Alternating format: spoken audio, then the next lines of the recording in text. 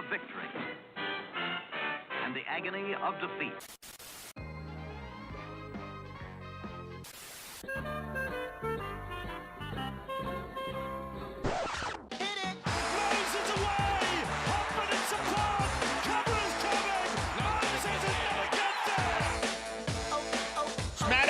Great ball around the corner, Penesini, he beats them all! Junior Polar out wide, bumped away from Trindle, Sharks coming through, none of them can hold this! Good evening, ladies and gentlemen, and welcome to a rare Friday night live stream for the Tip Sheet podcast. I'm your host, John, also known as 4020, and can't stop, won't stop seems to be the theme this week because the media kept coming with all the big plot lines and developments for the Parramatta Eels with player after player linked, development after development happening, players released, players rumoured to be released. It is all happening. Joining me, as always, to break it all down is my good mate, Sixties, big fella. We went from a Tuesday evening podcast, our usual news slot, where we had plenty to talk about. The Jonah Pezet stuff has sort of developed, to all of a sudden we've been linked to Nelson Asofa-Solomona, Tino Fa'asuamaleaui, he's going to test the market. Dean Hawkins is gone. We've got Matt Dury potentially on the outer. I can't believe what's transpired in about 3 days when it comes to the Parramatta Eels with the preseason not even underway yet. Yeah, it's insanity, John. Absolute insanity. You can sense that preseason's about to start, and it's like the Eels and a whole lot of other NRL clubs as well, because don't forget this market affects everyone, right? It's ramping up in like a what would be about a 2 to 3 week period before a lot of the clubs get back into their pre-season training, depending on when they finish their season. But for the Eels, I believe it's in about 2 weeks, something like that they start. Might even be a bit less now. Looking at things, but I think on projection it should be. Yeah, it's under 2 weeks from here, because I believe 3rd of November is when they report, or at least the lowest tier of rung of a young player there that gets in for orientation, and then the more senior players might get a little bit longer, but that is how it goes. Under 2 weeks to the preseason, and it's a bull rush, mate. It's a bull market on rumours, on everything happening here, and so much so that, like we said, we're recording a rare second podcast in the off season. I know we usually have 3 podcasts a week in full flight during the season, but the fact that we've had so much to talk about that it warrants a second podcast is kind of crazy. Yeah, just on the news. I mean, we're likely to have second podcasts in the coming weeks with a few things. Yeah, once the preseason ramps up, and then Chris Ricketts with his other stuff too. Yeah, they won't be live; they'll be recorded. We're sort of trying to fit in with Chris with his time zone situation. But obviously, just before we start, a shout out to our sponsors, Star Partners Real Estate, Auburn, Narellan, and Parramatta, and of course Parramatta Leagues Club, the home of the Eels. A reminder, no matter what platform you're watching or listening to this on, if you can give it a like and subscribe, it would be much appreciated. And we really do appreciate the fact that we're heading towards 800 subscribers on YouTube, and our podcasts are regularly going over 1,000 views on YouTube. I think the last time I looked, we're about 1,300 views on YouTube, not on the other platforms. With all the peripheral stuff, that was from the Tuesday night podcast. And John, if you'll indulge me, just a quick story from yesterday. People may or may not be aware that I'm up to about 150 straight days or close to it of going to Westmead Hospital with a situation with mum. But one of the a group of people that I want to shout out is a band that has become one of Mum's. Well, it's become her favourite band, and it's the Hindley Street Country Club. Some people might be aware of them because they are officially dubbed the world's best cover band. They're an Australian band from Adelaide. They don't muck around with things like trying to be original or what have you. They just play good music, and they've become a worldwide phenomenon.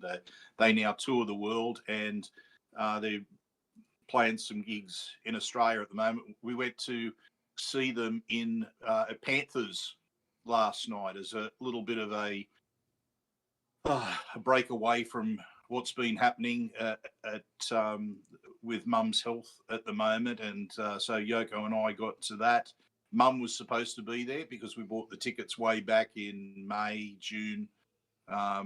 So we had the empty seat there for Mum, and I really wanted to, first of all, shout them out and also tell a story about the Riff. I wanted to shout them out because from the time that Mum went to see them for the first time, they've embraced Mum. And I won't go into the ins and outs, but they've gone above and beyond to make Mum feel special since the first time she went to see them. And like they have billions of views. So having someone that they've, make special in what they do is that's special to us, and I certainly won't ever forget. Sorry, I didn't mean to get emotional. It's all right. But, ain't nothing wrong with getting emotional. So I was able to show Mum some stuff today, and it really made a difference for Mum. But what I wanted to relate this story was we're there at the Riff.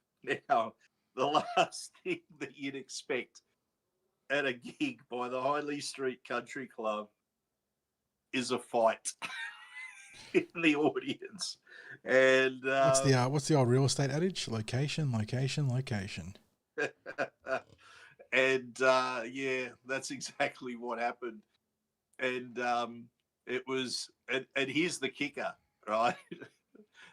They were playing, I think it's a Celine Dion song. It's all coming back to me now, right? I mean, that's going to stir up the testosterone and the. That's some like Hangover Part 4 sort of stuff. Celine Dion's just cranking while there's a big bar brawl going on. Like that's Hollywood comedy sort of stuff. And of course, a lot of the audience are old. I mean, I might be stretching the truth in saying that I might be in the younger demographic in my 60s there, but they play songs from the 70s and 80s. So it is an older demographic that's there. And when people started scattering everywhere and they stopped the music and said, look, put the lights up. And the call from the singer Kat was like, do we have a medical episode? Right. That was the first concern, was that do we need to get, people to someone in the audience straight away? No, no. And there was, and this is the amazing thing, right? In the audience, there were people who had traveled from Italy and from America to come and see them. And two blokes from Italy who were in the front row went charging up to where it was all at, threw themselves into it to stop the altercation and to come up holding the bloke. Oh my God. Who was the instigator, and hand him off to security. I mean, it's a memorable concept one way or the other. Oh mate, it was certainly an event. And it was quite memorable. I'm not too sure. I mean, a lot of bands and what have you would be used to, playing pubs and clubs, and there might be things a bit right. I don't know whether that's would have ever been in their experience, in their club. Current iteration. Yeah. Maybe when they've been in other bands. Yeah, exactly. But as a cover band playing those sort of songs. Yes. Only Penrith, mate. Only Penrith. And again, if I give a shout out to anyone, I know we've got some people that are follow TCT that are well aware of the Hindley Street Country Club. Give them a look. Check out their YouTube channel. You can see they've got over 1 million followers on their YouTube, but they release new stuff every Friday. But yeah, just go and check it out. You've got probably 8 years of Friday releases that you can dive into the rabbit hole with. So anyway, sorry for that little divergence away from the Eels news. We're going to get stuck into it now, but I just wanted to give a shout out to them, and also just to tell a Riff story. So anyway, so we move on. John, hit the stinger. Let's get into it. Got no music this week, ladies and gents. I know Craig was talking about music just then, but we do have the stinger still, so let's get into the news. News team, I was half tempted to go find the Good News Week theme song, but I don't know if you can argue it's all good news for Parramatta right now. it's a colourful news. All right, take it away, big fella. Mate, have we got anyone live in chat at the moment? We got plenty of regulars in chat. Who kicked it off? Neil kicked it off at the start, and then we had Ronnie and Luke in there as well. We had Joe, Phil, Beacon, Josh was there as well. Warren, lots of well wishes to you and your mother as well, Craig, by the way. So thanks, plenty of people there showing their love and support for you, and plenty of people keen to talk some Parramatta news, I think, because we have a lot on the docket some way, somehow, in the space of 2.5 days. The Parramatta Eels being leaked, and it's not just like, we're not talking Facebook rumors here. We're talking proper, printed media articles here. We've got some big things to talk about. Eels with announcements on players moving on, being linked to like players, as we mentioned, Nelson Asofa-Solomona, among others. What are we starting off the top of the docket with, though? Well, John, let's just round off some stuff with Pezet, because there was a really interesting podcast that Braith Anasta's part of, and he went into some depth about the process that they went through with the Pezet contract. What did you make of that interview? Because he talked about that it did start with Parramatta as looking at that loan arrangement before the clause was triggered. Before the clause was triggered, so that was indeed Parramatta's. So that adds credence to the idea that the Eels were always at least considering the 1-year option for Jonah Pezet. But then Matua and Anasta were talking, and Anasta stressed that the Eels were interested in a long-term deal as well. And then probably I thought it was the most hilarious part, and I suppose it encapsulates some of Parramatta fans' concerns, was Rennie Matua literally said, I'm going to put on my Parramatta fan hat here, be devil's advocate Parramatta fan, and I'm going to ask you, what's the long-term game for the Parramatta Eels here? And in what was the most comical part of the podcast, I thought Braith, without even thinking, said, well, nothing. There's nothing there. And he had to stop and compose himself and then explain why Jonah joining the club would benefit the Parramatta Eels. He'd lead the way in all the sort of fitness testing, great leadership, fantastic player, all sort of things you'd expect a player manager to say about his client. But that made me chuckle. I was like, well, there is no long-term gain. It's Brisbane's long-term gain. Look, I'm not... It was an almost comical moment there, John, because as you say, and this is the thing I imagine with podcasts, right, is that you're not seeing the audience. I mean, when we're doing our live appearances in Parramatta Leagues Club, we're seeing an audience in front of us, and we know we've got an audience that we interact with, but we're not. I'm not seeing. You're seeing some comments, but we're not seeing faces and that sort of thing. So. And I would imagine that was a recorded podcast, not something going out live. So they're just sitting there and they're having a chat, and he's there with mates, right? They're super reclined back like that, and So these sorts of things, unless they decide that they're going to go, cut. Can we just? Yeah, I've beefed that answer up. Let's tidy it up a bit. Yeah, but it was very conversational between mates, and Rennie was never going to try and ambush Anasta with a gotcha, so they're very conversational. But yeah, that's probably what prompted that relaxed response from Anasta, where it's sort of like, there is none. And then he sort of had to recalibrate. In chat, I see Neil mentioned another important part that, was it Neil? Neil, it was Neil, sorry, Neil. YouTube's changed how they do play people's names, and I'm just trying to get used to it. Anasta mentioned, and again, there is a degree of relativity here, what constitutes a cheap deal in the context of a player who just got paid by the Brisbane Broncos. But he stressed that the Eels are getting Pezet for a good value deal for 2026. So what does that constitute in your books, Craig? If he's getting $800,000 from the Broncos, and all we know is that he's getting a 3-year deal from the Broncos now. That was clarified recently. Don't know the money yet. But what would you think is a cheap deal or a good value deal for someone like Pezet? Is it $500,000? Is it $300,000? That's there can be a huge discrepancy between what is value in the eyes of the player agent and what is value in the eyes of the club. Mate, for mine, and again, remember, I think there's things we have to balance. He's probably elite in terms of potential and in terms of market interest in him. So there's that. but there's also the fact he's got 18 first-grade games behind him, which is not a huge number. So I would think that if you're looking at a relatively inexperienced NRL halves player, but who is highly regarded across clubs, across the NRL, is in demand. As you said, he's gone to the Broncos for that sort of money. I think anything under 455 is getting him cheap. I don't know whether I've gone too high with that, but we're talking about someone who's going to play in the halves.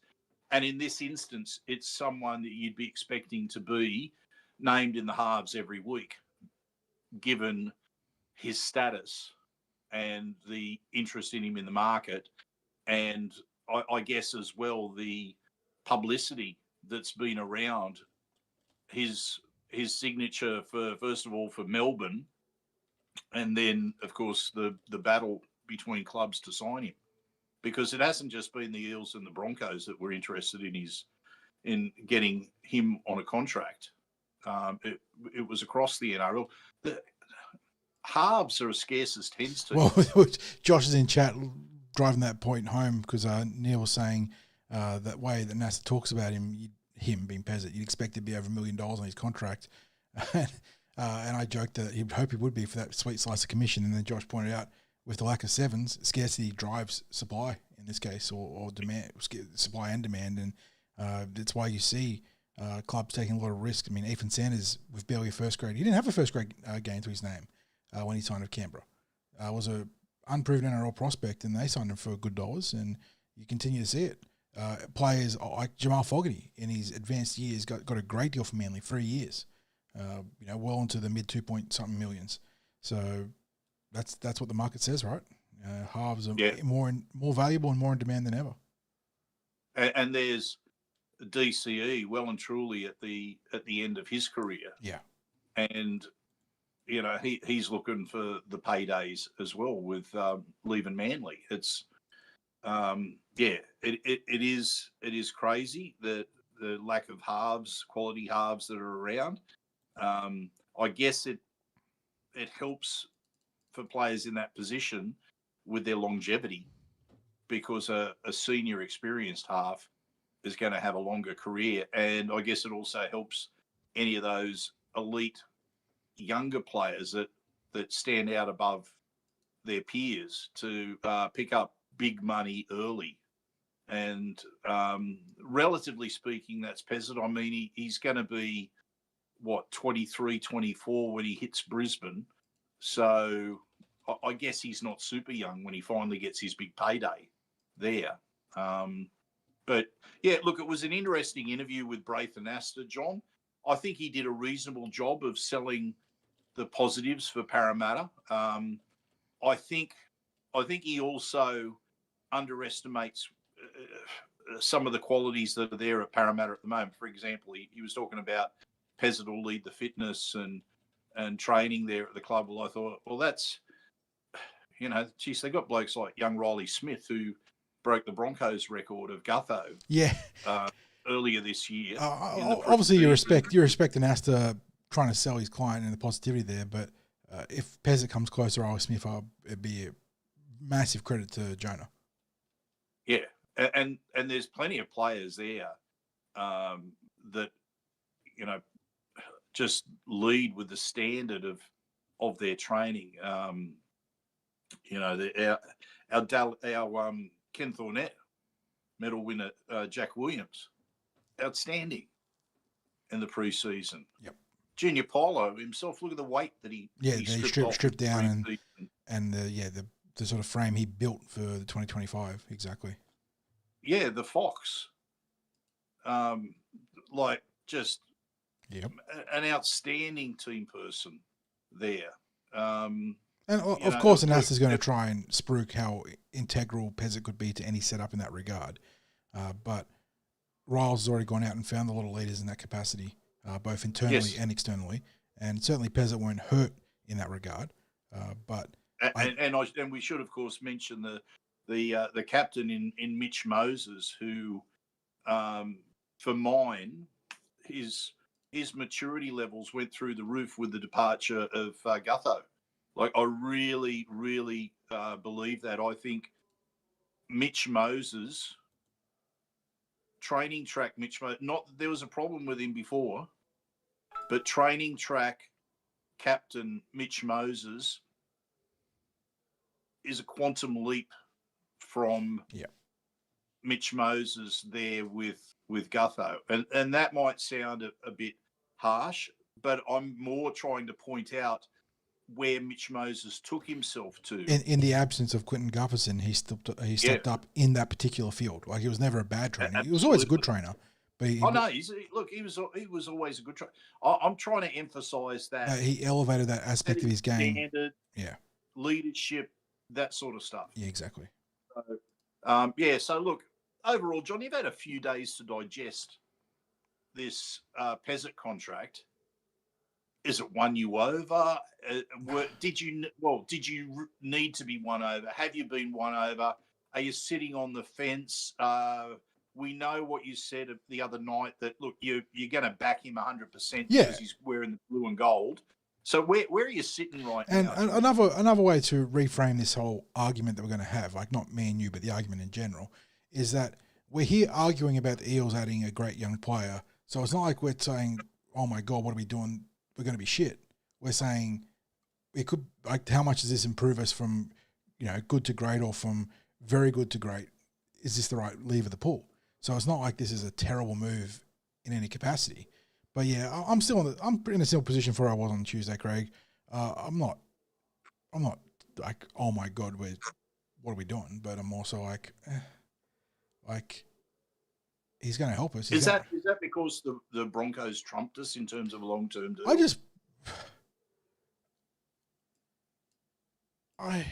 Maybe no, it's not. It's not us. I'm okay if the Broncos outbidding us.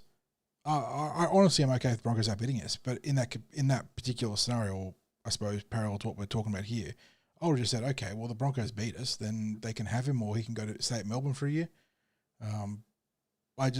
My entire argument is still predicated on the value that he offers over, I suppose, primarily Joash Papali'i, but there could have been other options in that slot too. Dean Hawkins might have stuck around in this capacity. Obviously, you've got Volkman, and then I think Lorenzo's probably, it's too early to pull a trigger there, but we're working towards it. But yeah, the whole argument is Joash or whoever it is there, plus the value you get from the Pezet contract still in your cap, still free in your cap, versus how much better is Pezet at 6. And I think, based on what we saw this year, Pezet maybe won't hugely elevate that number 6 position over Joash. Like, he'll be better. He's a more experienced half. I think it's likely he'll be better. I shouldn't speak in absolutes. But his biggest value would be if something happens to Mitchell Moses. Or during State of Origin, he covers Mitchell Moses. And you're getting... Dean Hawkins did a great job replacing Mitchell Moses this year. Dean, spoilers if you had your head in the sand, but also part of our run notes, has left the club. We don't have that backup halfback there. So Pezet gives you not only the redundancy that Hawkins offers, but obviously also raising that floor even higher over what Dean did in the excellent role that he did for us this year. So that's where the big value for Pezet comes, is that if you're budgeting probably 2 games that Moses is going to miss from Origin, because we'll get one bye, you'd think, but we might even just rest him in 1 or 2 other games too, on top of any sort of injuries or suspensions he gets. And you could probably budget a few of those for Mitchell Moses. It's the unfortunate reality that he's going to miss a few games. So Pezet helps more in that capacity. And yeah, I suppose that's where the value is. And I'm not hugely on board with that, because I still think that making the rest of the squad stronger, across the middles, across the back line, across the edge, as opposed to maybe signing Jonah on that 1-year deal, maybe helps the team be better in that similar scenario. And I think that the added value there could be helped to build up the 6 and 7 in those scenarios. But I'm not going to be too upset about it. Like, it's done, or it's what we presume it's done. And I think we move on and look at what else is on the docket for the Parramatta Eels ahead of his preseason. Like, what sort of moves are going to make, how are we going to shape this roster beyond Pezet, because it seems to be a finality now, and I don't think there's no point in getting upset about it because it's not a bad move, but I don't know if it's my preferred move, if you know what I mean. Yeah, look, I'm probably on board in terms of it's not my preferred move, and people who are regulars with our podcast would have seen me getting notification as when Your we were phone live just to popping air off, that there was a 3-year deal that Pezet was going to agree to with the Eels, and I think basically Braith Anasta's timeline that he talked about virtually confirmed that was how things were unfolding, because he talked about the Eels then wanted him long term when it came out from the clause, and then the Broncos came in a bit late. And that's pretty, and that deal. lines up some of the stuff that you shared with the podcast the week prior, that the Eels are close to a deal, a long term deal, and that's the other thing that I should talk about too, is that not so much here with Chat and us, but I have seen some thoughts about the Eels either don't know what they want, or they're sort of stringing people along with signing Lorenzo long term, but then chasing Pezet, and then failing to get Pezet, and what sort of messaging does that send? It should be stressed here, not for the sake of chat, but just in general, just get it out there, that the Eels having multiple contingencies in the halves is perfect, not only perfectly acceptable, but it is good planning, good succession planning. The fact that they were in on Pezet, as well as they've got Lorenzo Talatona and Lincoln Fletcher in the chamber, to develop and hopefully fire those bullets at some point in the NRL, that's good succession planning. So don't be upset that the Eels chase Jonah Pezet. Don't be upset that they chase Lachlan Galvin. You can be frustrated that they missed one in both players, or one and a half, I suppose, because we kind of got Pezet for a little bit. But succession planning, especially in the most premium of positions, I'm fine with the club having multiple contingencies. That is good operations. Well, you only have to look at the Storm in that they'd been able to keep Pezet till 22 years of age. Yeah, they kept Pezet. In the past, they're able to hold on to, they've kept Wishart this entire time, but what's his name? Nico Hines was there for a little bit too before he got poached. They've had a few players there. I mean, Sua Fa'alongo, who's sort of super utility for them too, has been rotting away, when not injured, been rotting away in Reggie's, because they've managed to sell that vision to him that stick around, develop, will get you in there. And now Sua's time seems to be coming to the fore because of the sort of acceptance that they're going to move on from Pappenhausen, or Pappenhausen move on from them.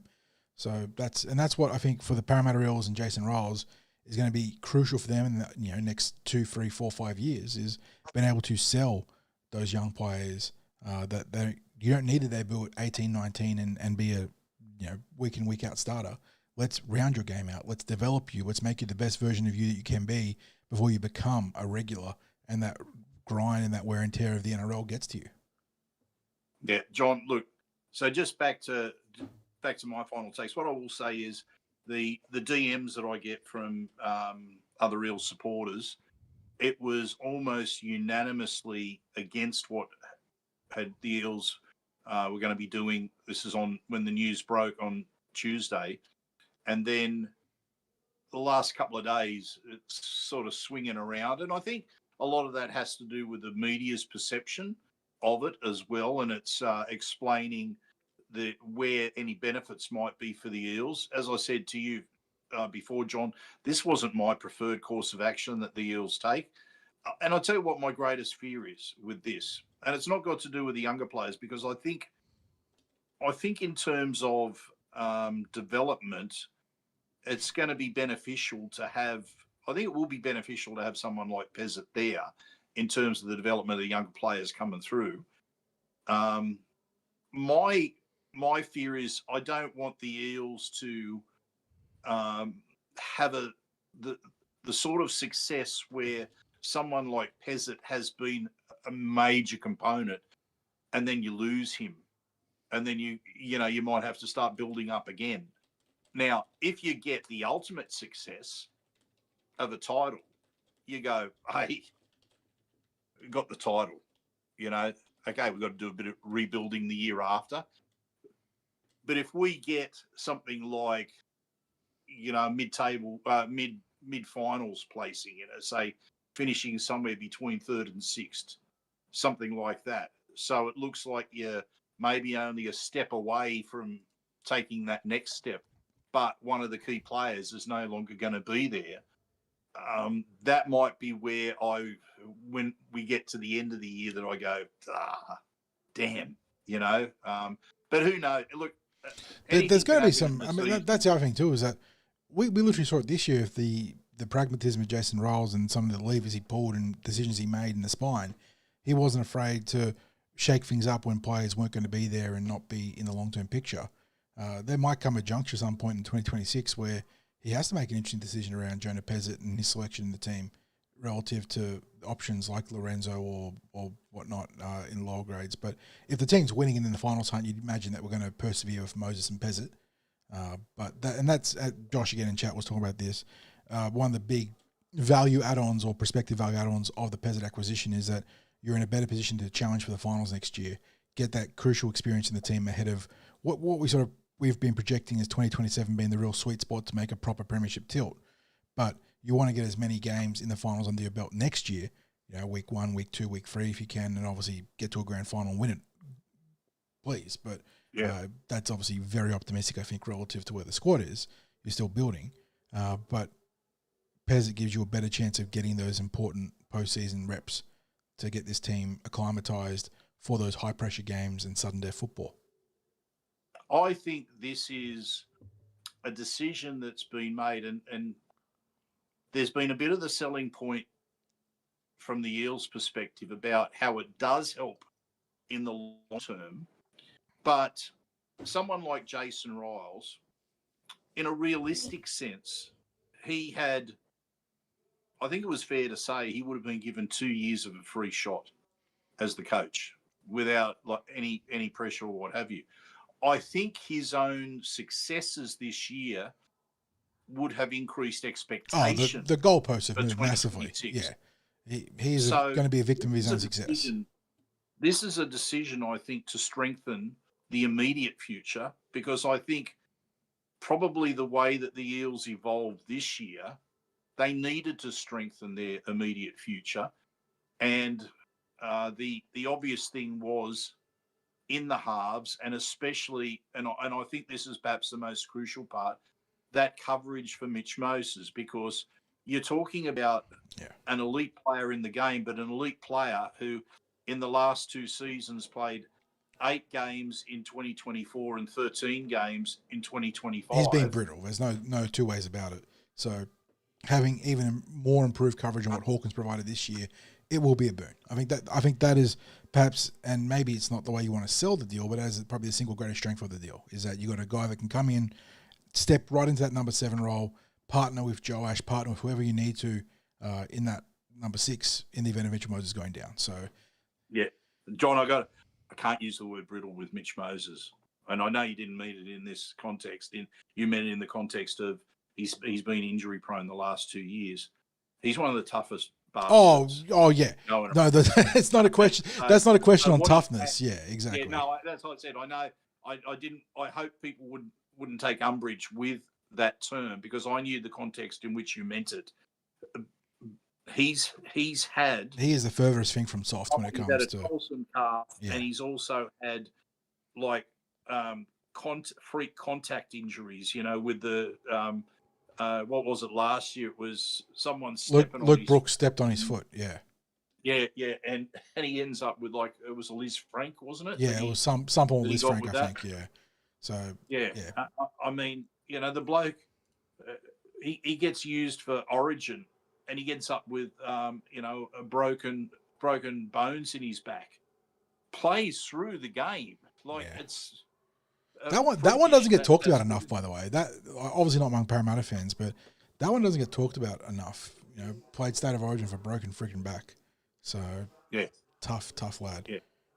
Yeah, absolutely. So John, let's move on because I don't think there's too much more we can say. Is there anything in our chat that people want to have a last word on? I mean, I see people going in the bat for Joash. They like what they saw from him this year. I think that's perfectly fine. I think that Joash acquitted himself very well relative to his experience in the halves this year, and I think that he will be a factor should an opportunity present itself in 2026 to step into the halves on account of that. And the other thing that Joash did too is show that he could play multiple positions. He debuted at centre. not by plan, but he debuted off the bench, coming in for Will Penesini, wasn't it? Was it Will Penesini? Played 78 minutes. In the middle of a game. Middle, 78 minutes of a game, I think it was. Will got concussed in the first set, and got ruled out. So he's shown he can play multiple positions. We know he's an outstanding fullback. That's his primary role, and he did that for the Parramatta Eels at one point this year. It is still this year. So he'll be a factor. But, yeah.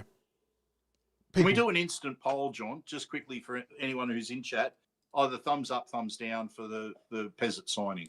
Yeah, just see a quick reaction. Yeah, give us just and look, thumbs down doesn't mean you have to hate it, but you would have preferred to go a different way. But let's get a sort of a room temperature poll here of the with emotes. Neil, he was on the wing, but I think he played a bit of, he was interchangeable centre too. So definitely a player that can feature amongst multiple positions. Yeah, Michael. He couldn't even remember Jorish's name. NASA, that was, Craig. I don't know if you saw that part of the podcast. Oh yeah. Trying to like, who was that young player at Parramatta? Was it Joash? Yeah. Yeah. So I see you sitting on that fence, Luke. Luke's going for the. It's mostly positive so far. So we got negatives from Sonic Boom, and you've been pretty consistent about that, Matt. I've seen your comments. That's fair. Joe, not a fan too. Michael, I knew you would be a fan. Yep. Now Chris has gone for an upward finger, but not the thumb. So is that a positive one? I don't know. The middle digit, could that be construed as positive? It's pretty even. We're seeing some yes and no's. Phil's on the fence as well. He's 50-50. That really sums it up, doesn't it? Is that it's not an outrageously positive move.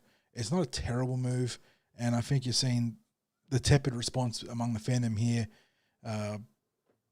It's divided, and in that regard, I don't blame someone for sitting on the fence as much as it's funny to point it out. Beacon's on board with the Pezet signing, so and that's the thing is that as I framed that argument at the start of the show, Craig, was that it's not a bad move. Like there is no way in which this is a bad move, but you're talking about relative good and great moves, aren't you? And this might end up being the good move and not the great move. I don't know. And that's sort of where I'm at with it. But he's going to be a Parramatta Eel, it looks like. We will support him 100%. Yeah, he's a good young bloke. Great young player, so there's nothing to worry about in that regard. The question will be, how far can he take us now in 2026? John, next thing which really leads to was had more of a connection to the Pezet contract situation than maybe people realised, and it was really because of the way that the news came out. Was we've had the confirmation about footy dean Hawkins moving on. Now, it's that the moves in that regard from the Dean Hawkins camp might have been in play before anything happened with Pet, because Dean had done an outstanding job with the club this year. It was going to be a scenario where he's again back to New South Wales Cup, and he was proving himself as NRL standard. Without question, this was his best football that he's played in his career was the 2025 season with the Eels. There wasn't going to be probably anything at the Eels beyond 2026 because of those young halves that are coming through at the Eels. And again, we're looking at that 2027 mark. Someone like Dean Hawkins, mate, you've got to strike while the iron is hot with your own form. Yeah. Get yourself a deal. Parlay your career year into the best deal you can. And in that regard, nothing but love for him. It's rare that you get so attached to a one-season player, but he did some fantastic things for us this year, working in relief for Mitchell Moses. Certainly elevated his game to the highest point it's been in the NRL, and I'm glad that he can turn that into a long-term deal in the English Super League, right? I think it's the London Broncos that he's going to join. So, well, I know he's going. To the Super League. I don't know. I can't recall that it had been clarified when I saw Josh I was chasing it up. Talking about this in another chat here. London Broncos have swooped. There you go. Total Rugby League are reporting as of 2 hours ago. So let me just see if we've got details here.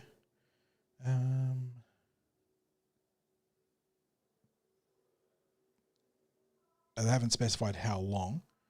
but he has got to deal with the London Broncos. Yeah, it might be dependent on whether they get elevation. That's the other thing too with league in 27. Yep, the Broncos trying to vie to get back into the top flight Super League, and they missed out in 26. But they are trying to assemble that roster under Darren Lockyer as one of those co-owners there to get back into Tier 1 Super League. Yeah, I think it was a shock to a lot of people that they didn't get into the Super League for next season based on what was going to be happening with the roster. But the powers that be obviously decided that there's some work that they need to do rather than just go and plonk, here you go, here's a spot in the Super League. It's a complex situation, the English competition, by virtue of the fact that they've had promotion and relegation. They've had consultants that have come in and come up with criteria for clubs on a whole range of pillars that they have to show that they are top flight in. So I did read through it about 12 months ago, the proposed top flight in the Super League and what clubs were potentially going to be looking at. And I remember thinking, man, this is complex. And then I was also thinking, surely there's some clubs who are never going to reach this standard. And then there were others where I was thinking, that seems like a low standard to be aiming for. I mean, you've got some clubs there, and London Broncos are one of them. I don't think they would have averaged much over 3,000 people attending their games. Like, I guess there's issues with the geographic maybe that they want to cover as well over in England. Yeah. And I don't want to spend too much time going into it, but they've never been able to make it a commercial success or even just the traffic through the stadium gates success, the London Broncos. So It's interesting that Darren Lockyer would want to buy into that. But look, we wish Dean well. Couldn't have asked for more from him. Personally, we got to meet Dean's mum where she came in and introduced herself to us at the Leagues Club at the start of the season, and we really appreciated her doing that. And we appreciated her likening us to what was it, Bunny's TV? Bunny's TV, yeah. Bunny's TV. The crew do some fantastic work there for the Rabbitohs. Yeah. So look, he's been a great attribute to the club this year, and he's one of those players that, if you're talking about value added for a year and also for the type of contract that he would have been on, man, he's on the positive side of that ledger sheet. And of course the club couldn't go into details about that and how that might have been impacting what was happening with decisions around Pezet and what have you. But when you start to put this into the whole context that Dean Hawkins is likely to move on, and it means the Eels really do need to recruit in terms of senior players in the halves, you can sort of understand recruitment going on in that position. The next confirmation was one that we were expecting, which is Brendan Hands. So he's now also a departure. Again, we got to meet Brendan's mum, but this goes back a few years ago now. Back when we were up in meet Brendan's mum. the top floor, the Leagues Club. Yeah, when we were up in Jack's. There was still Jack's back then, wasn't it? It's been it was Jack's. Yeah, bar and grill back then. So different menu though. Different menu back then. Yes. They've transitioned different iteration. Yeah. In there, but again, we really appreciated the family coming and saying g'day and what have you. It was that was. It's always nice to learn a bit about the families of players, and we often find that we learn a bit about the background of players, the journey that they've been on, those sorts of things. It gives us a better understanding, better appreciation of what players have to go through to become in their journey. And for Brendan, that was on the back of the COVID years too. All the hard work he had done to try and stay in touch with the NRL, despite the competitions getting suspended. So he had a nice career as a Parramatta Eel. It was short, but had some really sweet moments, and was loaned to Toulouse earlier this year. Had a great time there, helped them find a lot of success, and has decided to rejoin with Toulouse there and really try and build them into a Super League contender. Highlight, mate, he's tried against the Panthers. Yeah, you can't go past that, can't you?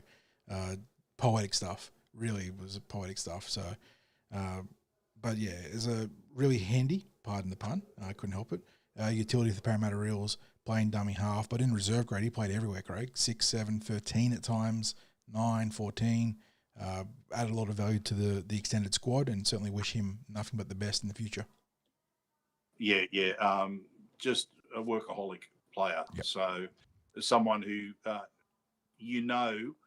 when they've come off the field, they haven't left anything there. It's all, they've given everything that they've got out there. So our thanks to both Brendan and also for Dean for being Eels, because we think they brought value to the club. Yes. So. Now the next bit of news that's been floating around has been with regard to Matt Dury. There was a little blurb amongst all the other news.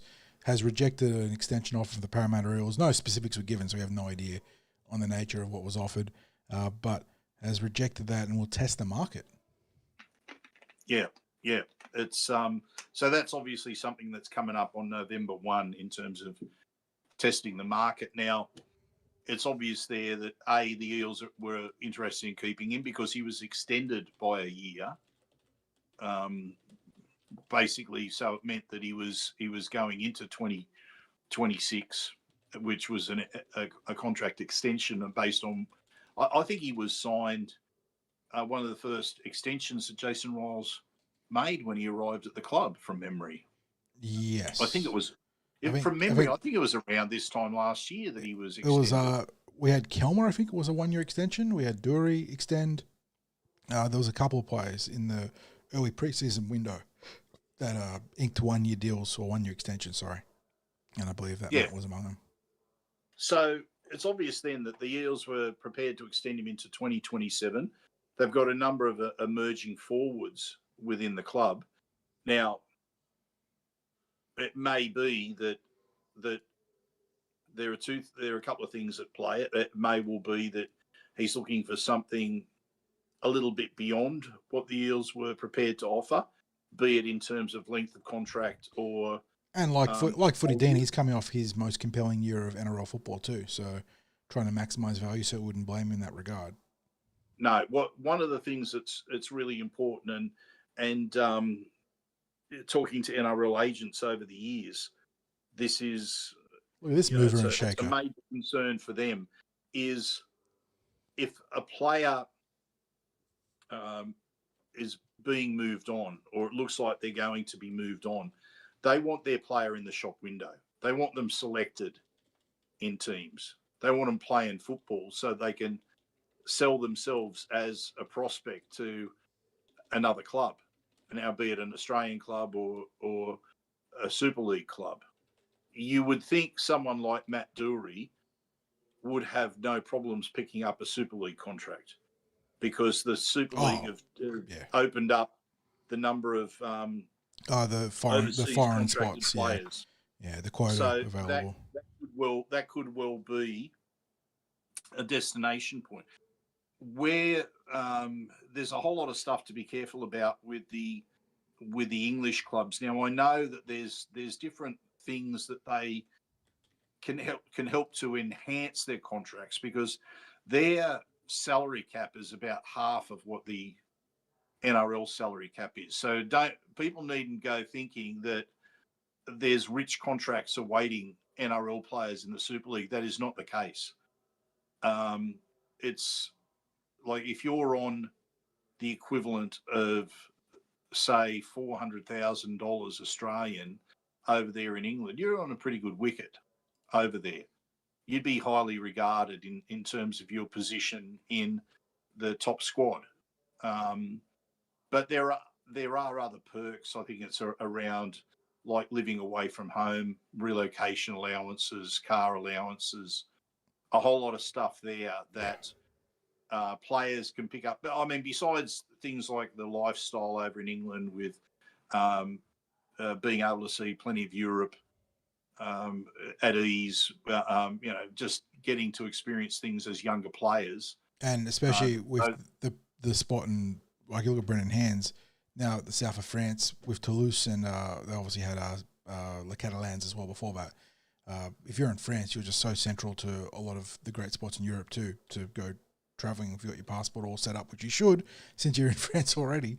So there's a lot of incentives to be in the ESL too. Yeah, so there's some non-monetary incentives, but there are some monetary incentives that aren't necessarily available in the NRL. But it would have to be, you would think, it'd have to be still a very competitive contract offer just in terms of the straight dollars to get someone over there who is earning a decent contract through their NRL club. Now, again, you don't know what a player's personal situation is like, but I think in terms of, as you suggested, John, with both Footy Dean and also Matt Dury, that you're talking about two players who have enjoyed arguably their best seasons just now. You don't know what sort of on-field opportunities they're going to get next year at the club. With Dean Hawkins, he got all those opportunities because of the injuries to Mitch Moses this year and grabbed it with both hands. Matt Dury had a whole lot of players that were moved on, senior players, and he was given his opportunity again, like Dean Hawkins, grabbed it with both hands, played some terrific games, runs great lines. The very few players run the lines that Matt Dury does. He's a real dangerous ball runner. And I think, again, it's a matter of you can't leave these things a year or two down the track. If you're able to secure a longer, richer deal, then maybe you do have to approach your club and say, look, if we're not got anything locked beyond this year, is there an opportunity that you could let me test the market and see if there's anything longer term for me? And obviously Parramatta don't want to hold someone back in that regard. They'd be thankful for the work that these boys have done. It may be that they don't see him as essential in the roster, but certainly in the case of Matt Dury, he's rejected a contract extension. So that tells you that the Eels were keen to keep him. So anyway, we wish Matt Dury the best, and it may well be that he is at the club for another 2 years. I guess we'll soon see. He is contracted for next season as well, so it's not like he is leaving the club, but he is going to test the market from November 1. So could certainly be. And you would imagine it might well be that if a contract's offered, it might be, like the case happens with a lot of other players that, well, look, we want to offer you for 2 years down the track, but we'd also like you now if you can secure that. It's just part and parcel of the game now, isn't it? Interesting point raised by Brad in chat, because this completely slipped my mind, because you remember late in the season, Will Penesini announced in the midweek presser, talking to the media, that he'd re-signed the Parramatta Eels long term. We never got a press release about that, did we? I'm trying to poke around, and we never got official confirmation of Will's the details of Will's re-signing. So we have to take that one on notice and see what we can chase up there, because I don't think the club put out a press release.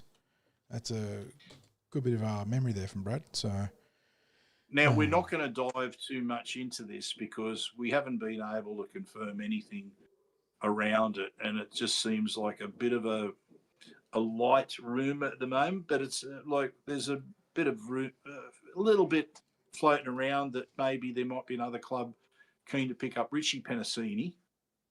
I don't know whether anything's going to happen there, John. We haven't been able to confirm whether that's the case. I live under a rock, so I actually hadn't even seen the rumour. And so when I saw the run sheet, I was like, wait, that's a rumour? And yeah, so I'm taking you on your word for this one. Yeah, but it's like, there's stuff that's out there. We don't want to be part of perpetuating that. So what we're going to say is, look, I've heard one or two people mention it to me, but I haven't heard it anywhere else. I don't know that there's any substance to it. If this is a huge hypothetical, if Richie was to move on, we'd have alarming lack of depth in the back line. Let's face it. What has happened in the last 2 years has been what's held Richie Penesini back, which is injury. He missed all of 2024. Yeah, every time he got going, got sidelined by something. And then 2025, every time he got going. And he was having some games in New South Wales Cup this year. And bear in mind that Richie Penesini had minimal time in flag. He's been SG Ball or New South Wales Cup essentially. Yeah. So he was what we saw, and I think people liked what they saw of him in the trials. Was making some very good defensive decisions. Physically very strong. Now, whether he's, I tend to think Richie's an out-and-out centre myself. And he's therefore competing against his brother for a spot, and Sean Russell, I guess, for a spot as well. Now, because he's had 2 years of disrupted game time, maybe he's feeling like, I mean, who knows? We're just speculating this. There's probably no point in speculating any further because it might not even be true. I mean, like I said, this is the first I heard of it on our run sheet. So, yeah. So we don't want to start anything there. So we'll just drop it there because what we've got to say is I've heard nothing of substance. So if anyone else has heard anything out there, the consensus in chat seems to be it's more than us saying, "Oh, look, some people have said this to us, but we've heard nothing." Yeah. Nothing really concrete that means anything. I'd suggest ignore it. Consensus in chat seems to be the first they've heard of it, so that's good. Yeah. So I would say anything around Richie at the moment, just ignore it because we only mention it just because of the fact that it's floated around from a couple of people. But I think it's one of those things where I think it's probably best just to go, you know what? If there's nothing to it, there's nothing to it. And we can't say there's anything to it. So now there are other rumours, however. The Nelson Asofa-Solomona. Yeah, Daily Telegraph. Boy, this would be, were the Eels to pick him up, you'd be talking about some major polarising decision. I mean, people in chat have been waiting for us to talk about this one. There have been people asking about the rumour.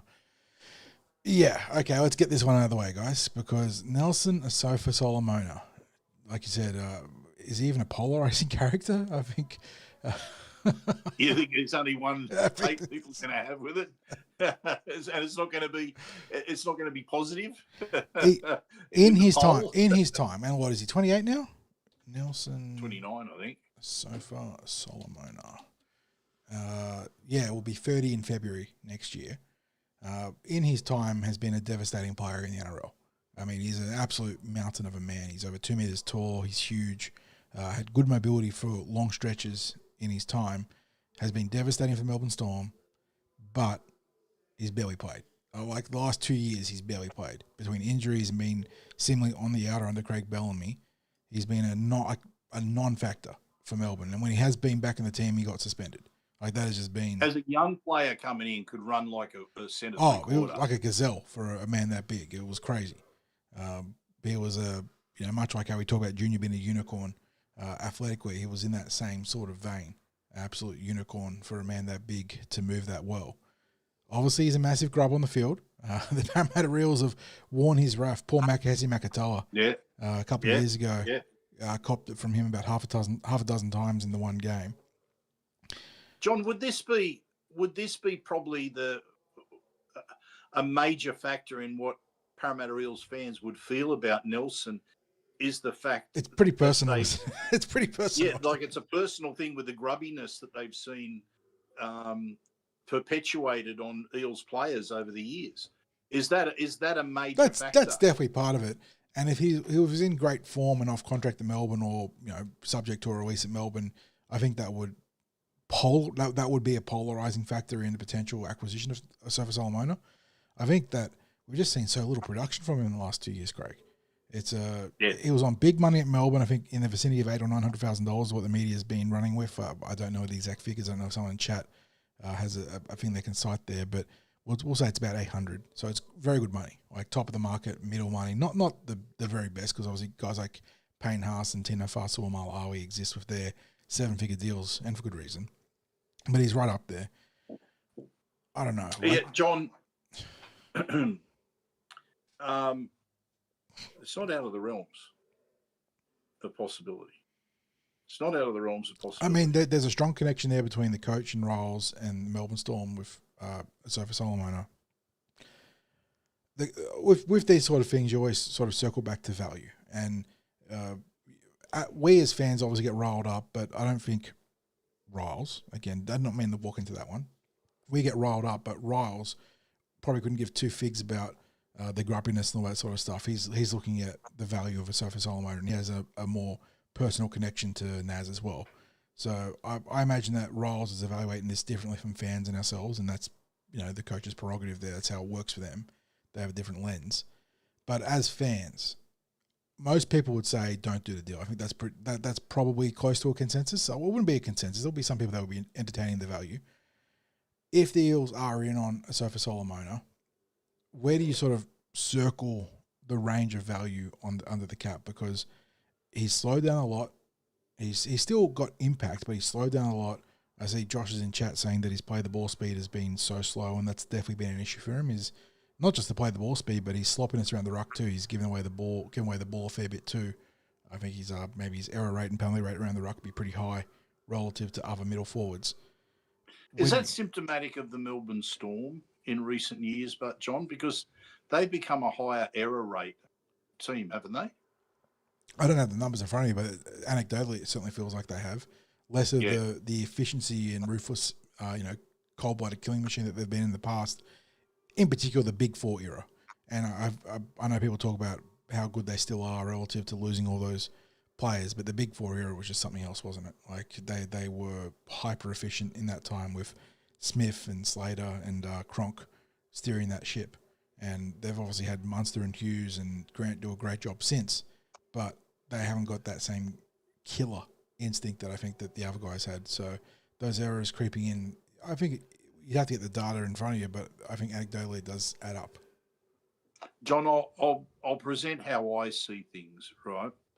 And I'll try to bring in some views that I've received from Eels fans during 2025. I've had some Eels fans say to me during the season, our pack's not big enough, right? But I would then say to you, players have been moved on or moved themselves on because they didn't have the mobility or that lateral speed, that lateral agility in the defence line. So obviously I'm talking about forwards there. So my questions therefore become, is NAS a player who fits in with that higher mobility, good lateral agility type player, or has the game passed him by? I think the Storm are basically saying, look, we think the game's passed him by, or our game has passed him by the way they want to play. And then you look at Riles, and it's been very evident the way that he's wanted to shape the Eels team, even in the forward recruit that they brought in Jack de Belin. Jack de Belin's movement, his tackling efficiency, his work rate has been outstanding for the Dragons. And they've looked at someone like Jack de Belin as a short-term signing to help to be there for the younger players coming through. I could see someone like Asofa-Solomona being added to the squad for that experience factor to help guide some players through in that short term. Now, I don't think the Eels would go chasing that hard that they'd be offering a contract value that he'd go, well, I can't pass this up. I think he will get. I think the Eels will make him an offer, but I don't think it'll be anything where, if there's other clubs chasing him, that he would be going.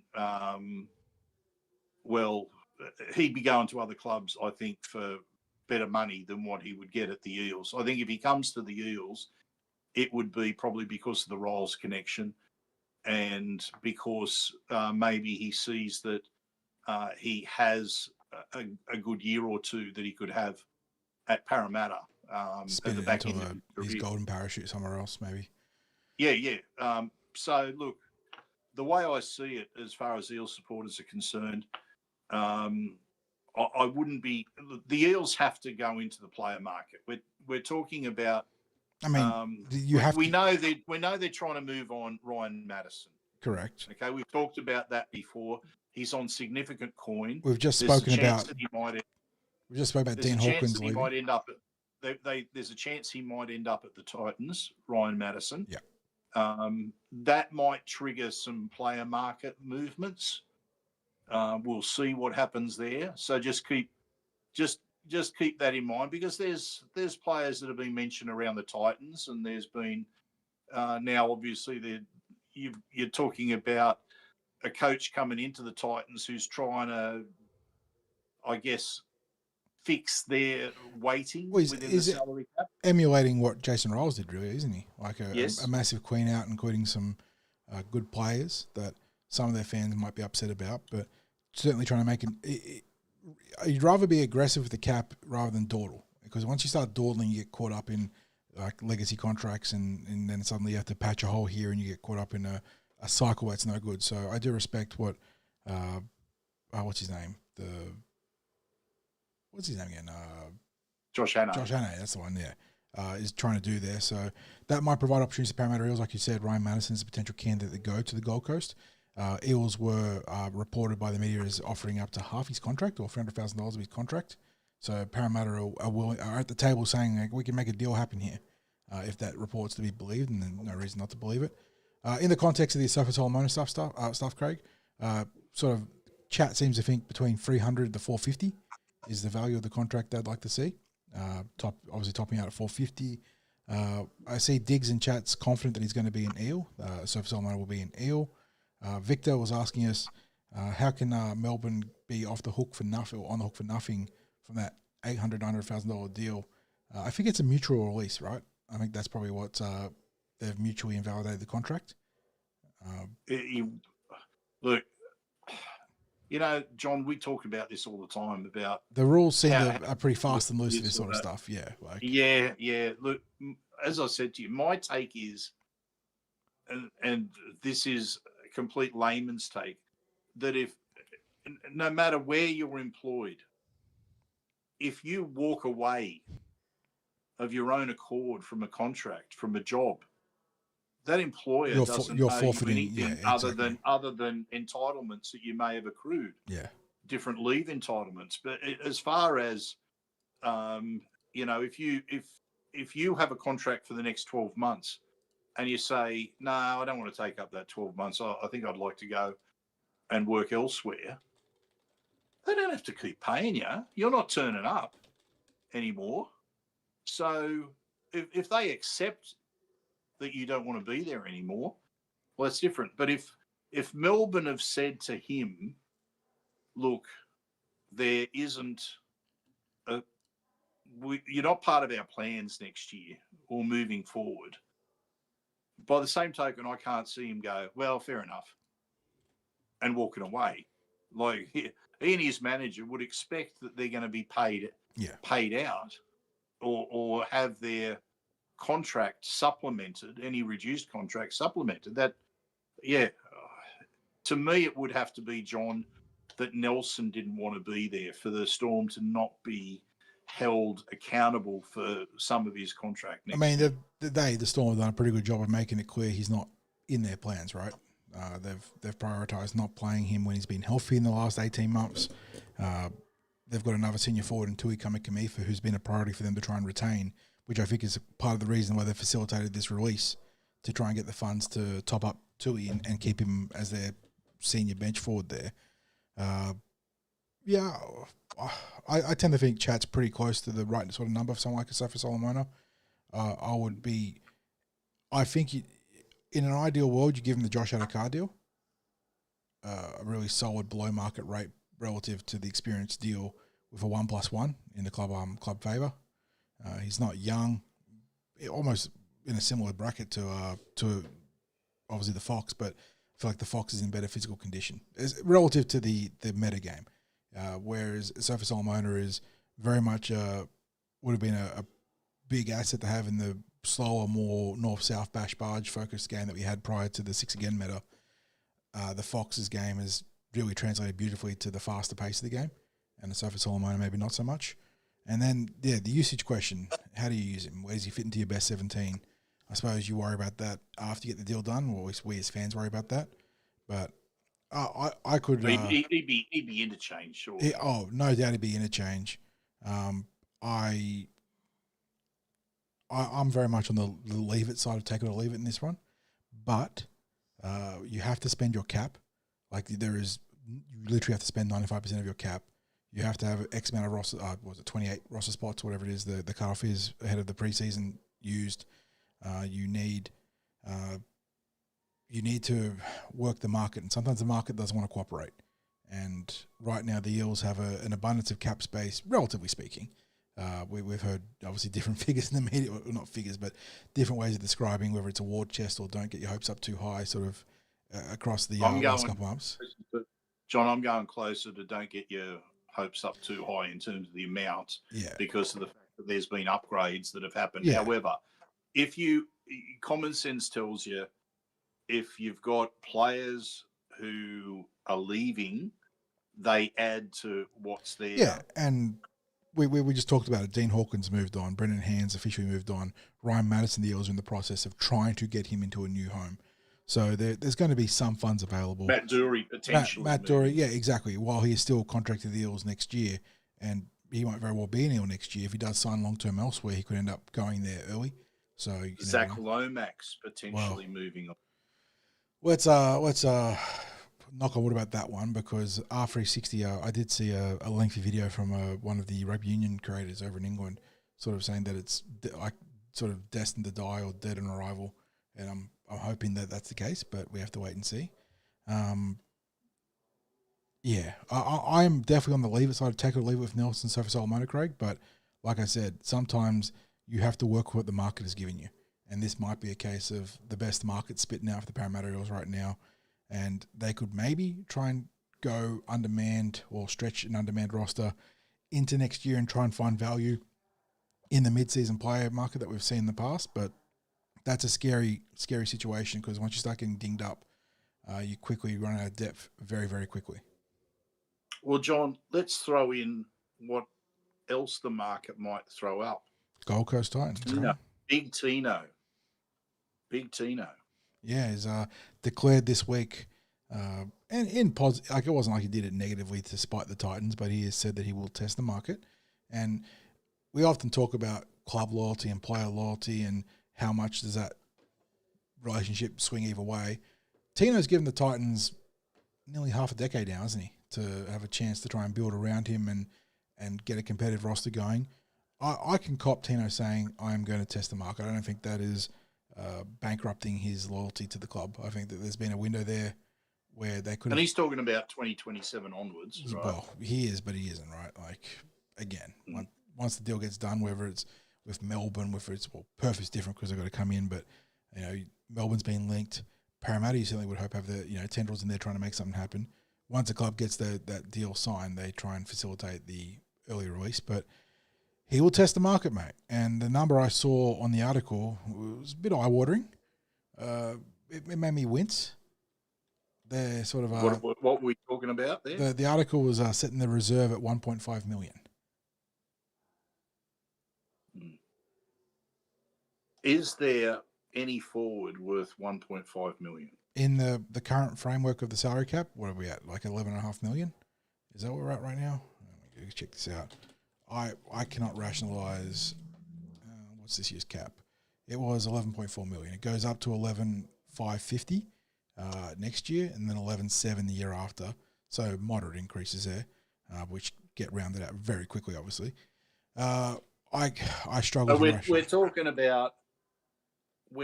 about more than 10% of the salary cap. You're talking about God, if I can.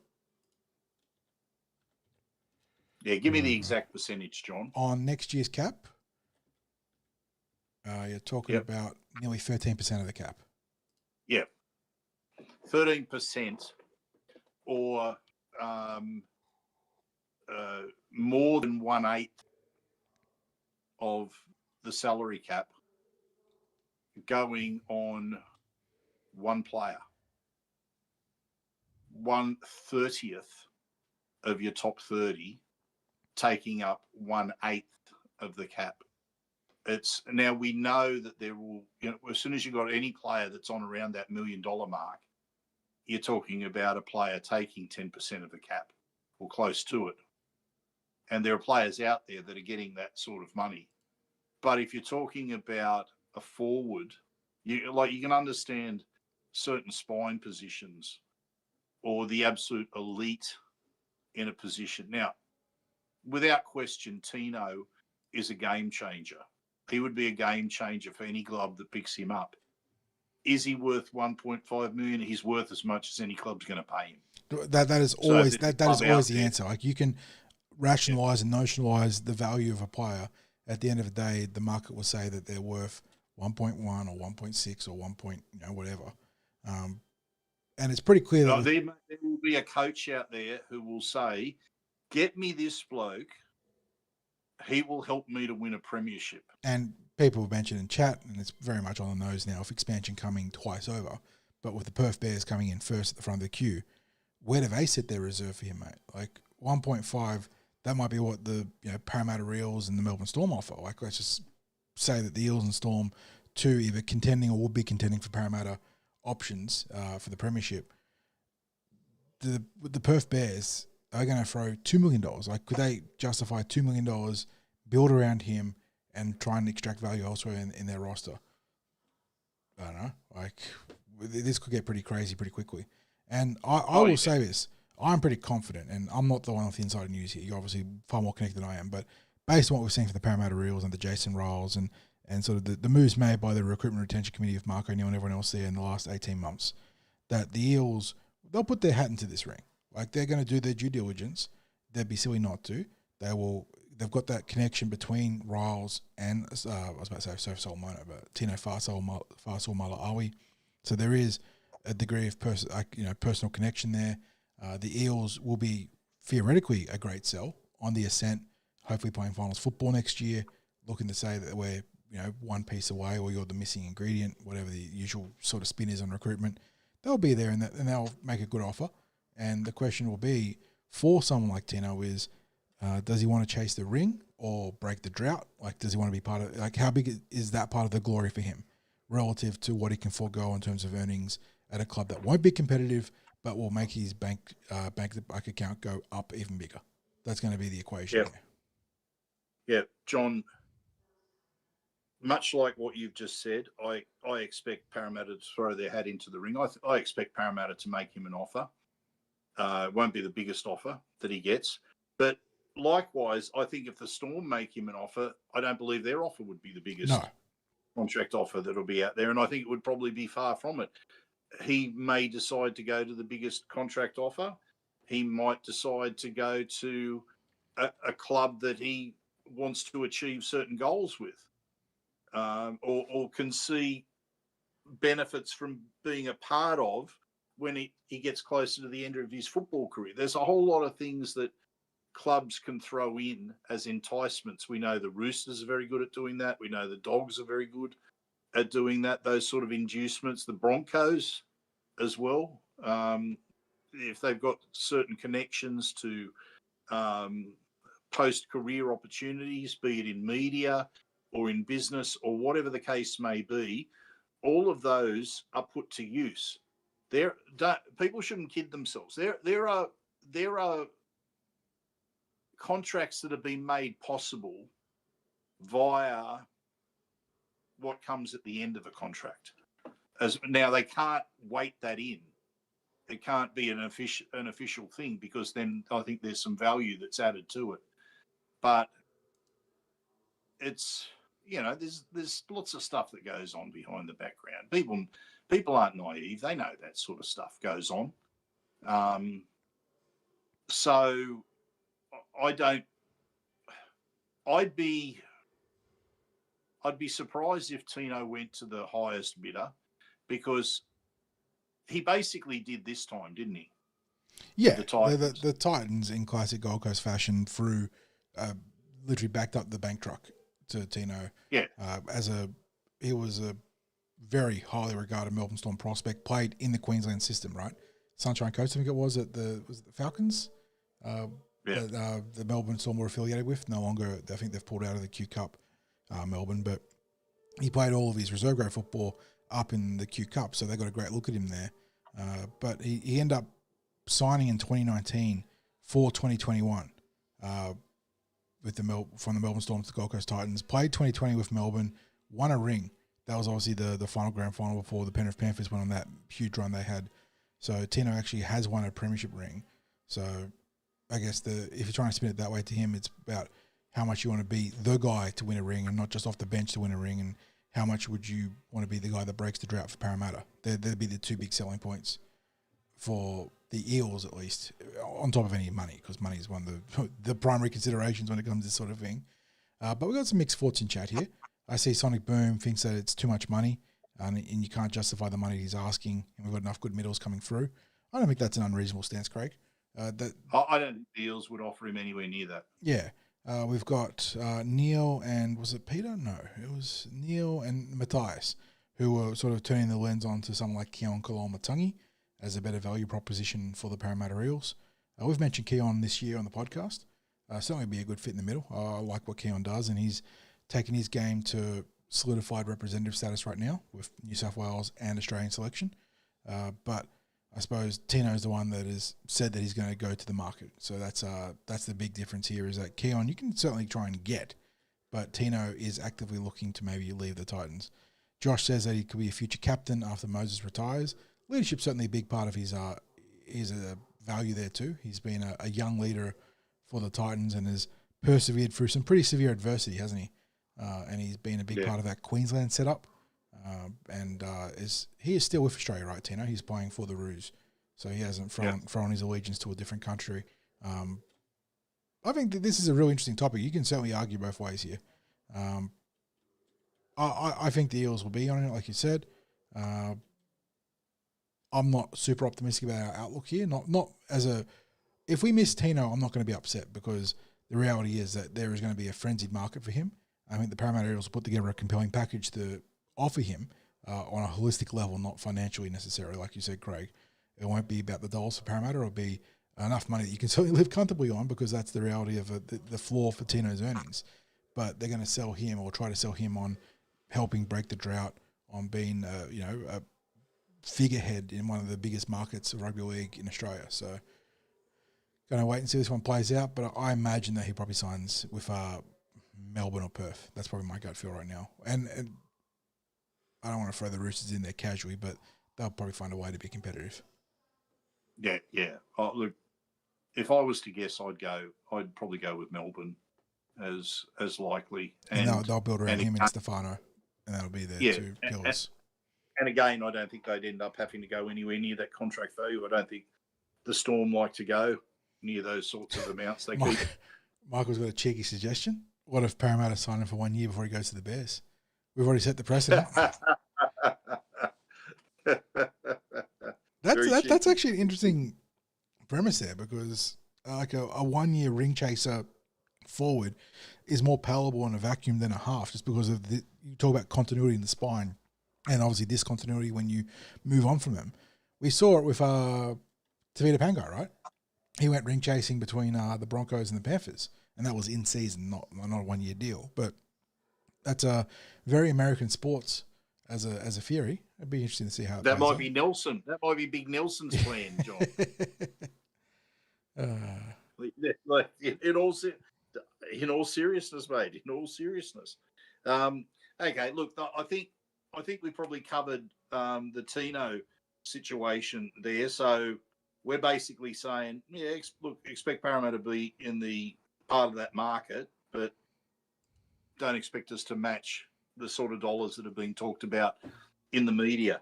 General NRL, we're not going to the musical interlude. We're just going to bash this out, John. Nearly an hour and a half on the podcast, so we'll get through it. The nasty injury to Ronaldo Mulitalo for the Sharks. Yeah. Now, that's a shame. That's a shame for him. The interesting thing is the Sharks do have some salary cap pressure. Yeah, came out this week, feeling the pinch, and that they're shopping another Backline member around. Yeah. Who was the one that is shopping around? Jesse Ramian's on the chopping block there. That's right. Look, I would think we've always said, you and I, that there is Backline talent that's available. And long before he played first grade, we were on the KLIRO bandwagon to get him. There was also the Bradstreet that we were... Stone Street? Stone Street. This will tell you, I've gone back to Bradstreet as like back in the 70s. I think there was a Bradstreet might have played for Manly. So my apologies there. Stone Street, we saw him. He carved up the Eels in reserve grade, and we liked his combination of size and speed. He has since re-signed. That must have been about 4 or 5 years ago, it feels like. It was, it probably wasn't. It was probably about two years ago, I think we saw, I want to say. He scored a hattie against us at Combank. We obviously mentioned Kale Iro. We were very big on the Kale Iro bandwagon before he was even considered an NRL prospect among the wider fan bases in the NRL. So we had to toot our own trumpet, but bip our own horn every now and then. And then of course the Sharks have a former Eel floating around in their lower grades, Michael Jabril, who would be a great player to pick up to return to the club. So they've got.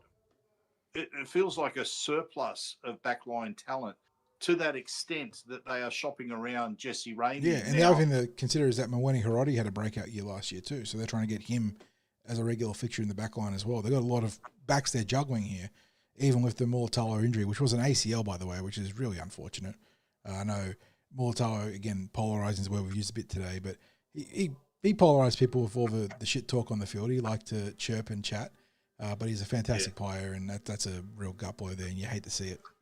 They've got wingers who know how to score tries. Yeah, between Katoa and obviously Mulitalo. Yeah, like they know what they need to do to get the job done. You want wingers who, if they're given a half chance, turn it into a full chance, and they probably do that. Or that when presented with what should be a lay-down Mazaire try, will actually score it rather than stuff it up. So they're highly professional in getting the job done. They've had the riches out there in the back line for a while. We've been banging on about go hit Cronulla's backyard for some players because, look, the Eels have had some backline talent coming through. They haven't had anyone that you would say has got explosive pace. Still don't have anyone really that has explosive pace. I mean, I guess Artie probably has that pace that might be heading towards an Addo Carr, maybe not as fast, but we don't know what's happened with his knees, whether he's ever going to be now as fast as he was off contract too, wasn't he, Artie? Yeah, I'm not sure what his situation is for next year. I mean, look, what we do know is that the Eels are going to help Hayes Dunster with the rehab, and I would imagine that they've taken the same stance with Arthur Miller-Stephen, regardless of what his contract situation is. I mean, I'd like to think that that's the case. But if we know the Eels are a player, an outside back or two away from going into like if injury strikes, it's a concern. It really is. It's a concern, and you're possibly talking about using And blooding highly inexperienced players, and it might be that someone like Richie Penesini maybe should have got a shot in previous years if he hadn't been injured. Yeah. But the fact remains that he will come into next season as a novice still. Yeah. Completely unseasoned option in the back line. Yeah, Not to say that he couldn't produce immediately, because that's just how it works sometimes. But yeah, we're also operating on the assumption that Lomax is here and committed to the Parramatta Eels, which is obviously the hope, but who knows what changes there. So you've literally got Bailey Simonson or Sean Russell as your first drop there, whichever one wins or loses the battle in the back line.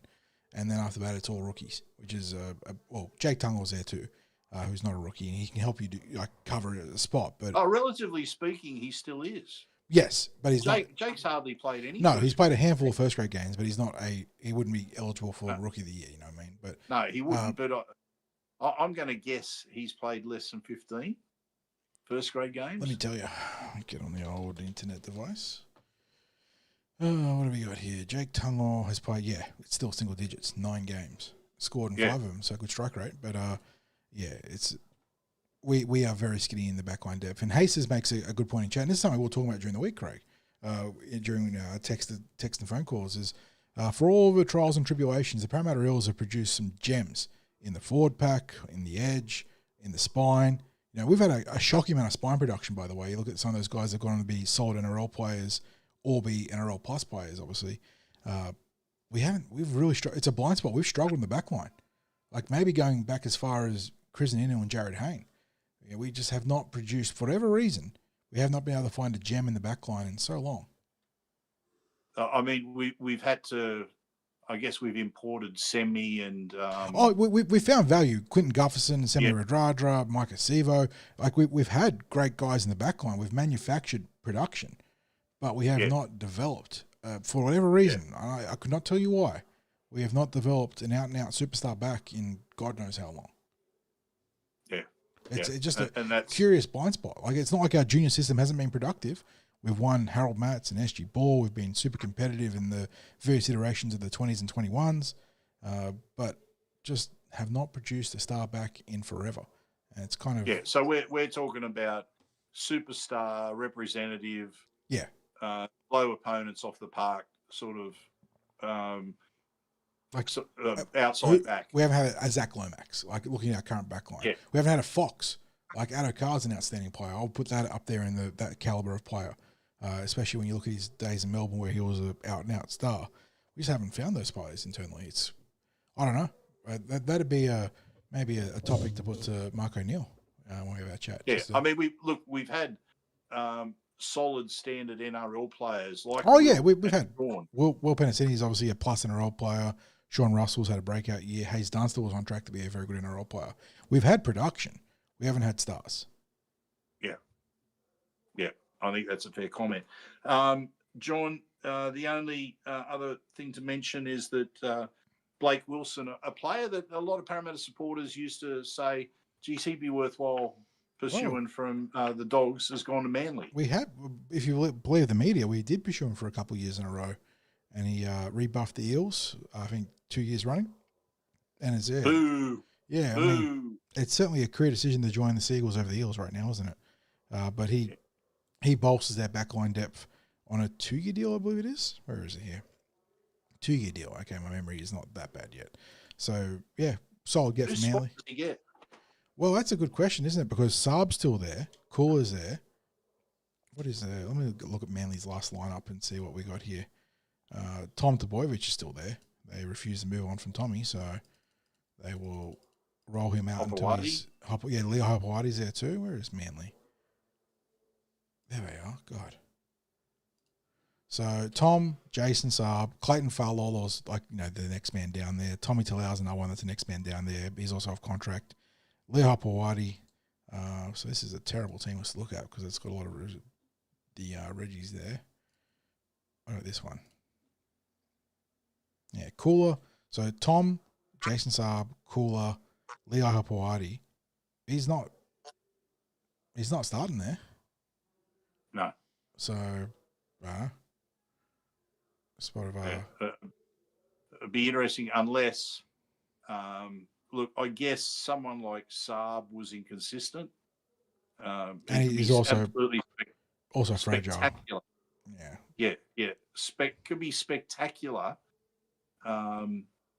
given half chances. Defensively. Oh, we didn't even talk about Ruben Garrick, and Phil points out that Garrick might be leaving. We didn't talk about Garrick for next year, but yeah, Garrick is a player that will test the market. So could be some transition happening in that Manly backline. But look, Wilson will get some reps there between Saab and whatnot. There'll be someone injured or suspended for sure. But yeah, curious. He moves on from the because he wasn't going to get around the Dogs now. They've got a lot of backline depth. I mean, they've got a backlog of backline depth that's been bumped up even more depending on what they do with Matt Burton, right? Because they're going to try and get young Woods into the halves to partner Galvin as soon as possible, which then puts Burton into that logjam in the centres. He's certainly a name to look out for, potentially being on the move from Canterbury, I reckon. Could be one that lands up. I don't know if it's Perth or somewhere else. But Burton is, it feels like right now he's the old man out there at Canterbury. I see in chat, Sonic Boom mentions... So will we have any spots available in 27 onwards? For Burton? We could have a spot for someone like Burton, but would he be a centre? That sort of seems to be where he's trending, isn't it? He hasn't... It is. Hasn't kicked on the halves. I see Sonic Boom in chat mentioned Cyrus Bloomfield could break the curse. Funnily enough, that was who we talked about as maybe the circuit breaker there. Raw, outstanding athletic prospect, Cyrus. Sort of caught between fullback and centre right now and probably projects more to centre. Going to wait and see what he does in his first year SG ball in 2026 and see how he sort of makes that jump there. But it's certainly a prospect to put down and monitor. Who was that brought that up? Sonic Boom. Okay, Sonic. What John and I, as John just mentioned, we were talking about that over the phone the other day, and it seems like Cyrus projected so strongly in 2024. First year Harold Matts at fullback, yeah. First season Harold Matts, and then this last season, it just didn't happen. Like he was flashing, but he wasn't the consistent sort of game breaker that he was the year before, and yet he was a year older in the same grade. So I'm not sure. I'm not sure if something just didn't sit right with him. But physically, he just looked like there were times when he came in as a 16-year-old in the Harold Matts where he looked like he was toying with his opponents. And the only thing you needed to do was to give him the ball with space, and he would make something happen out of nothing. Whereas, I don't know, it seemed like this year there was an increased awareness of what he could do. So he was probably shut down. Like, teams were very good at shutting him down. He probably just didn't feature on the radar. Better team scouting could very much be a reason why he struggled to have as much offensive impact. You see it so often in the NRL, NFL too, but you know, when you see a breakout or rookie sort of fullback in 1 year and they get all this space on kick returns to carve up, and then the next year, I don't know why teams can't make in-season adjustments where they don't. And this goes back to Jared Hayne and Josh Dugan and that era of fullbacks where they would kill it on a kick return. And Jared obviously did it a lot longer too, but Dugan had that first year or so where he was just a monster on kick returns. And then finally teams clued in that you actually need to be disciplined on the kick return on their scouting process, and the kick return meters dried up. And might be a case there for Cyrus in the second year of Harold Matts where teams did a much better job scouting his potential impact in the game. Yeah, so it'll be interesting to see. He's definitely one that we're keeping an eye on, Sonic, but yeah, probably didn't have the 2025 season that maybe the Eels were looking at. Certainly, we might have expected a little bit more, and that's not meant as a criticism of him. As we said, it could just be better scouting from the opposition, shutting down what he was able to do the year before. We're not privy to is the juggling of the sort of school and rep football balance too. Oh, all those sorts of things that can impact junior players. Okay, John, I think that just about wraps things up. Was there one other thing that you wanted to mention, or was that pretty much it? I think the Blake Wilson one was the extra Blake one. Blake Wilson was something we tacked on there. I see Deloise Hoyter is recommitted to the Broncos for another year. That's obviously just a back-end top 30 bit there. Kira Dibb's been released from the Cowboys, Craig, for the NRLW. She's meant to be joining, I think the rumour is, the Newcastle Knights. Obviously, they've got a Jesse Southwell-sized hole in the halves, so going to get an experienced operator there in Dibbs to replace Southwell, which is quality player, John. So that's a good get, as good a get as you can ask for the Newcastle Knights to replace Southwell there. England have announced their squad for the upcoming Ashes game. Was AJ Brimson in their extended squad initially? He's playing. So John Bateman, AJ Brimson, Darryl Clark, Herbie Farnworth. So I know all those players there. Darryl Clark, dummy half, I believe. Ethan Havard, Tom Johnstone, Morgan Knowles, Matty Lees, Mikey Lewis, Jez Litton, Mike McKeegan? I'm sorry, Mike. Mikolaj Oledzki, Kai Pearce-Paul, there's another player we're quite familiar with there. Owen Trout, Alex Walmsley, we've seen Alex before. Jake Wardle, Jack Wellesby. There's another player that we sort of looked at the Eels for one point, didn't we, Craig? Jack Wellesby, going back before we got Isaiah Yongi. George Williams, we remember him from Canberra, and Dominic Young. So quite a few players that we're familiar with from the NRL and also from various exposure in the World Club Championship and the ESL. I don't know. I know a very good judge has spoken to me during the year about the Russian fella. Mikolaj? And just saying he thinks he'd be someone who could easily make it in the NRL. Plays for the Leeds Rhinos, eh? Yes. So, did you see the other thing we can talk about?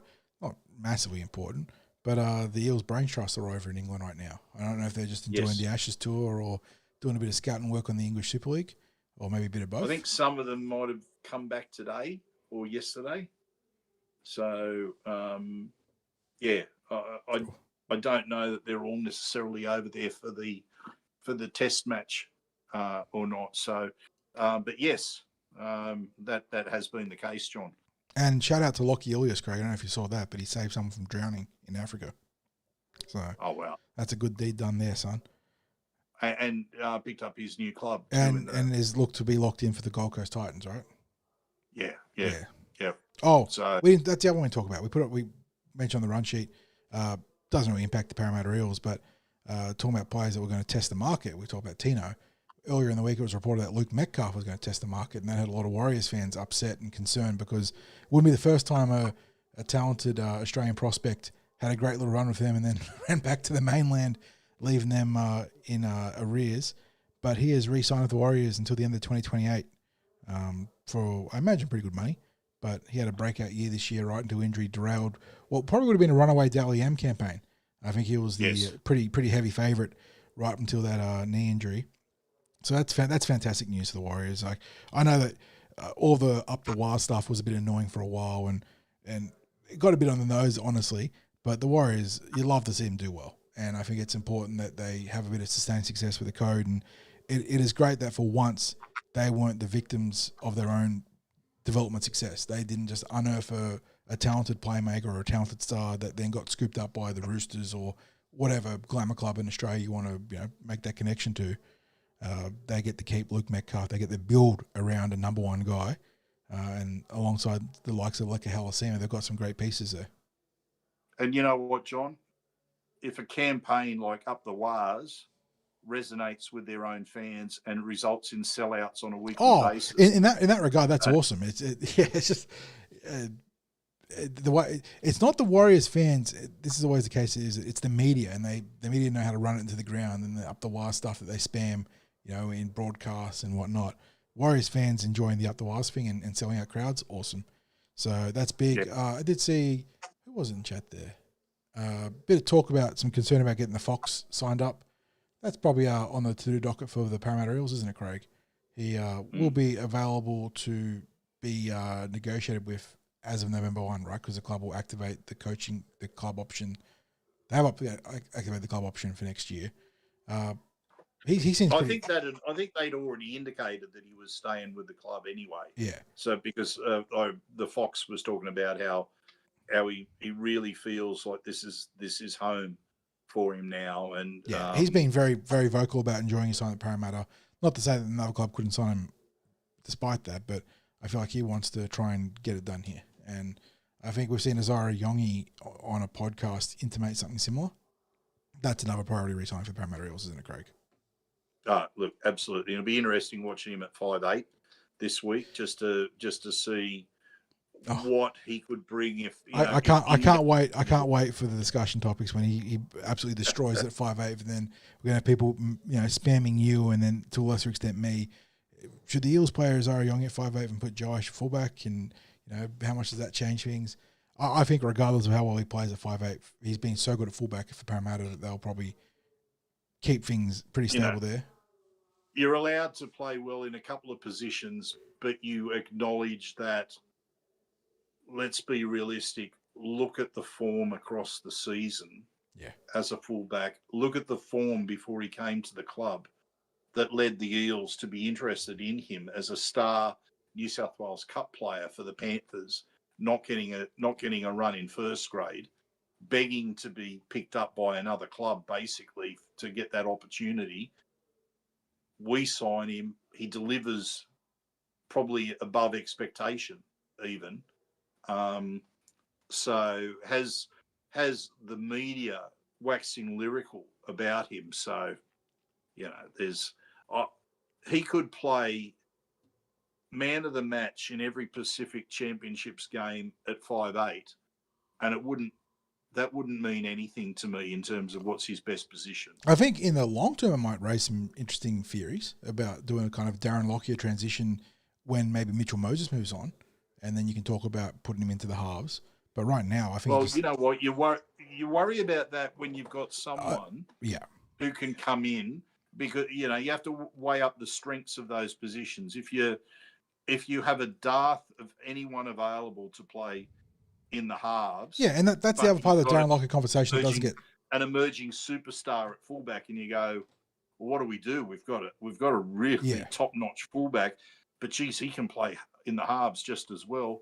And we've got this fullback coming through, and we can't afford to lose him. Like he's one out of the box. And that's the other equation let's just pluck a name out of the air that we've been talking about tonight. Let's say Cyrus Bloomfield moves back to fullback and destroys opposition coming through the pathways, and then you go no brainer. Whoa. He has to be fitted in somewhere. We can't afford for this to lose him. I mean, you want to end up with those sorts of discussions of how can you fit this player in and that player in, rather than, oh my God, we're one player away from complete disaster because we've got no coverage in these positions. There's no one coming through. It's troubled times ahead. No, everyone wants to have that abundance of talent. And trying to work out how do you make it fit. Yeah, and the thing with the Lockyer conversation that people always say, with a young fullback or a talented fullback that could potentially be in the halves, Lockyer did it. You got to do it. It's a priority. Get a frontline playmaker. Yeah, you sort of intimated it, but the other part of that Lockyer equation was they had Carmichael Hunt. They had the can't miss prospect at fullback that they were trying to get into the team. Yes. So if the Eels have, whether it's Cameron Bamblett or if it's, like you said, Cyrus Bloomfield goes back to fullback and it becomes an absolute monster there, of course you start entertaining the theory of something like Azara Yongi moving into the halves in 3 years' time. But right now he's absolutely killing it at fullback.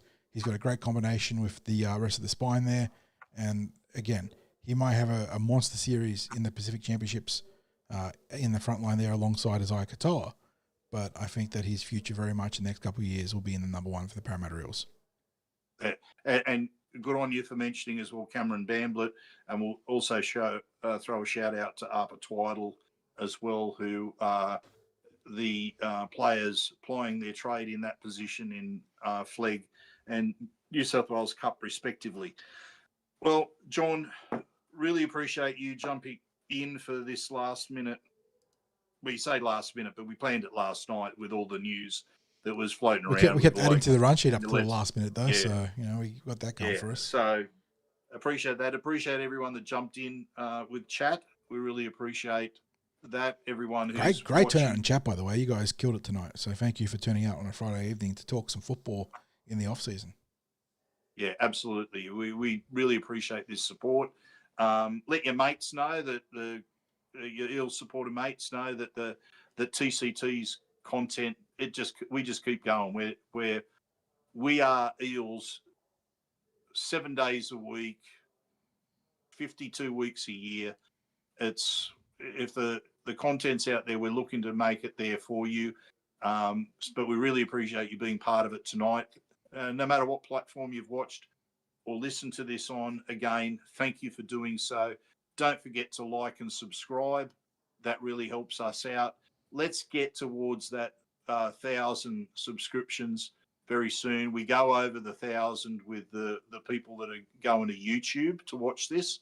We obviously get lots of listeners on the other platforms as well, but we'd really like to push the YouTube viewing as much as we can. Yeah, it's the most important growth area for content. Yeah.